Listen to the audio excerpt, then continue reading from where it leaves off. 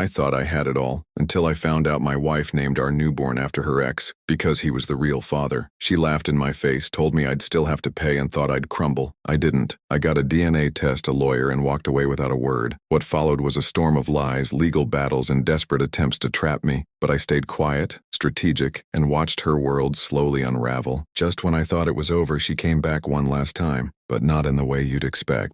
Part 1. 5 days ago, I held my newborn son in my arms and thought life couldn't be more perfect. Today, I know it was all a lie. I'm Ethan, 34. My wife, Sabrina, just came home from the hospital after giving birth to our baby boy. We'd agreed on the name Lucas James Hartman. It was meaningful, a name that carried our hopes. But while I was organizing the paperwork, I saw it. One simple line on the birth certificate that shattered everything. Liam Caleb Hartman. My heart stopped. Caleb. That name wasn't just pulled out of nowhere. That was her ex. The man she swore was out of her life. I walked into the bedroom where she lay cradling the baby and scrolling through her phone, blissfully unaware. Sabrina, the birth certificate, it doesn't say Lucas, it says Liam Caleb. Why? She didn't even look up. Oh, I changed it. Last-minute decision. Liam sounded better. Liam with Caleb as the middle name? I asked, feeling my voice shake. She met my eyes, and in that moment her entire demeanor shifted. Her gaze turned sharp, cold, calculated. Wow, caught that fast, huh? She gave a bitter little laugh. Well, guess it's time you knew. Knew what, Sabrina? That Liam isn't your son, he's Caleb's. The air left my lungs. I could feel the blood rushing in my ears. I've been seeing Caleb for over a year, she added casually, like she was talking about picking up groceries. What are you going to do? Leave me? Divorce me? She smirked. This is a no-fault state. I get half of everything. The house, your savings, and yeah, you still get to pay child support. She leaned back on the pillows, her voice dripping with venom. Stay and play dad or leave and pay. Either way, I win. I didn't speak. I didn't scream. I didn't break down. I simply turned and walked out. My first call was to a DNA testing clinic. They could see me the next morning. My second call was to a divorce lawyer. The receptionist must have heard the panic in my voice because she booked me in for an emergency consultation that very afternoon. That's when I met Miranda Holt, sharp, ruthless, brilliant. No-fault divorce doesn't mean what she thinks it does, Miranda said, reviewing everything. Especially not when there's paternity fraud involved. She knowingly put your name on the birth certificate of another man's child. That's not just betrayal, that's legal fraud. And her comment about taking half, that shows premeditation. We built a plan. Confirm the DNA results. Document all premarital assets. Safeguard valuables. Find housing. Most importantly, keep quiet and let her think she's already won. 3 days later, the test confirmed it. Liam wasn't mine. I spent the next week moving my life into a storage unit, researching apartments and collecting every shred of financial documentation I could. Almost everything in our home had been bought with money from my tech company, sold a year before I met her. Miranda was clear. That distinction was vital. 1 week later, while Sabrina was out at a postnatal appointment with her mother, I made my move. The movers arrived at 9 a.m. sharp. By 11, my old life was packed and gone. I disconnected from all utilities, left the divorce papers on the dining table along with a note. All communication will go through my attorney. Then I walked out and into my new apartment. The calm I felt was haunting. I imagine it wasn't the reaction she expected. 72 hours later, it's been a whirlwind. Thank you to everyone who reached out. I didn't expect this to blow up. The confrontation happened Wednesday afternoon. Our neighbor Ted texted me when Sabrina came back from her appointment, said there was a lot of shouting. 15 minutes later, my phone exploded. 21 missed calls, 31 texts, all from her, all blocked. I read a few before blocking everything. What did you do? You can't just walk away. You were supposed to stay or at least pay, not fight me. You'll regret this. She thinks this is a game, but I'm playing for something far more important than revenge. I'm playing for freedom.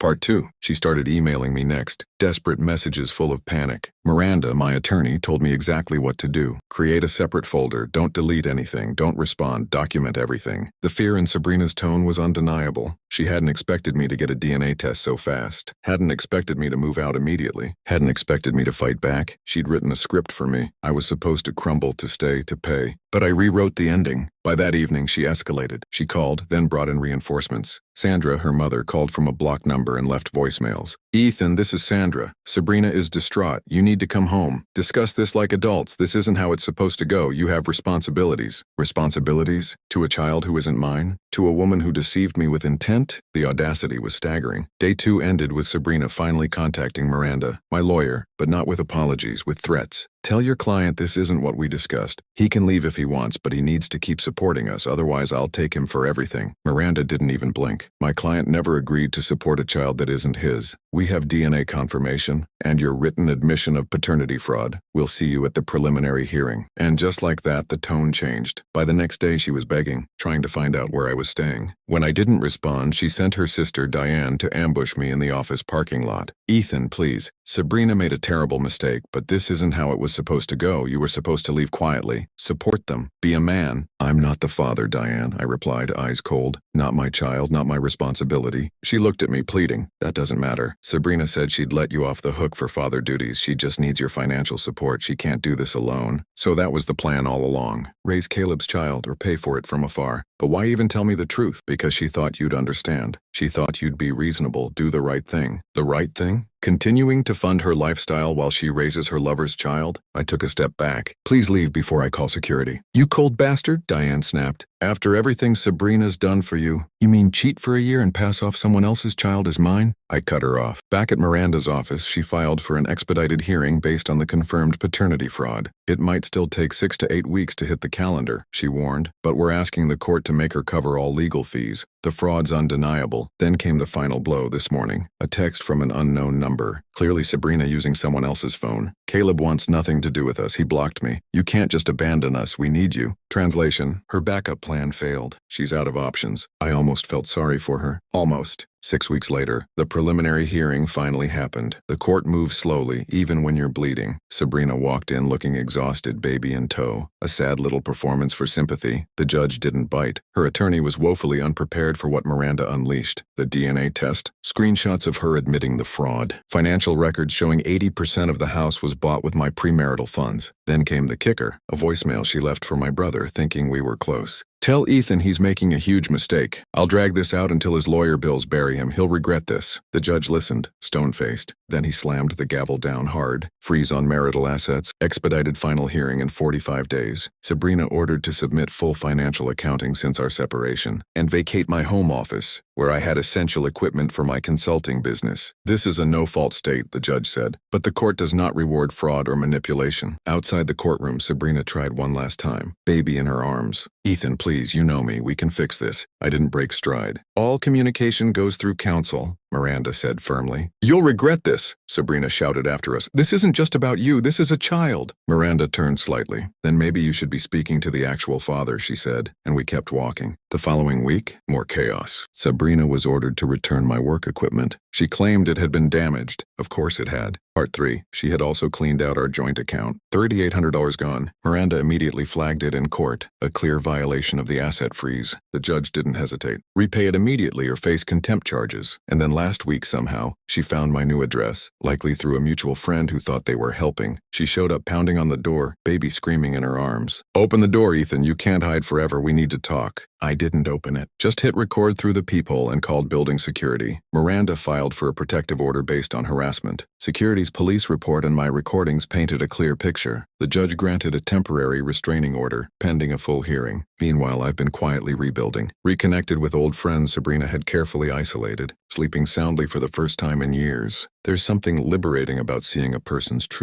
nature, laid bare and unmasked. 4 months later, court took longer than we hoped, but we finally had our day. Sabrina came in late, still playing games, missing documents, stalling financial disclosures, even violating the protective order by trying to message me directly. The judge, not impressed. It took less than 3 hours. The house was ordered sold, with 80% of proceeds awarded to me, based on my initial investment and premarital funds. All my retirement accounts remained mine. All premarital property returned. Sabrina was ordered to pay $8,000 of my legal fees, and the court confirmed I was not the father. No child support, no obligations. The judge ordered the birth certificate amended. That's when Sabrina broke. But, Your Honor, he's the only father this baby knows. Caleb won't even acknowledge him. The judge looked at her, stern. Then you'll need to pursue a paternity claim against Mr. Reynolds. This child has the right to support from his biological father. Your personal arrangement with him is irrelevant. The house sold quickly, hot market. I kept my job, my savings, most of my sanity. From mutual friends, I later heard Sabrina had to move back in with her parents, 50 miles away. Her job in sales, impossible to maintain. She took a lower-paying retail job nearby, but the entitlement still intact. Last week she had the nerve to email Miranda. Ethan got everything. The least he could do is help with a down payment on a condo. After 4 years of marriage, I deserve something. Miranda's reply was crisp. The court has issued its decision. Any further contact violates the protective order. Govern yourself accordingly. 6 months later, life has a strange sense of symmetry. Yesterday, I stepped out of my building to meet a friend for dinner, and there she was, Sabrina, sitting across the street on a bench, the baby beside her in a worn-out stroller. She looked small, hair tied back, a plain sweater, jeans instead of designer labels. She stood when she saw me, hesitated, crossed the street. Please, she said, just 5 minutes. Against my better judgment, I nodded. I lost my job last month, she began quietly. My parents are moving to Florida. I don't have anywhere to go. I didn't say a word, just waited. Caleb still won't acknowledge the baby. Won't even take a DNA test, says his wife would leave him if he did. I'm on a waiting list for emergency housing. I sleep in my car sometimes. Her voice cracked. I'm not asking to come back. I know that's impossible. I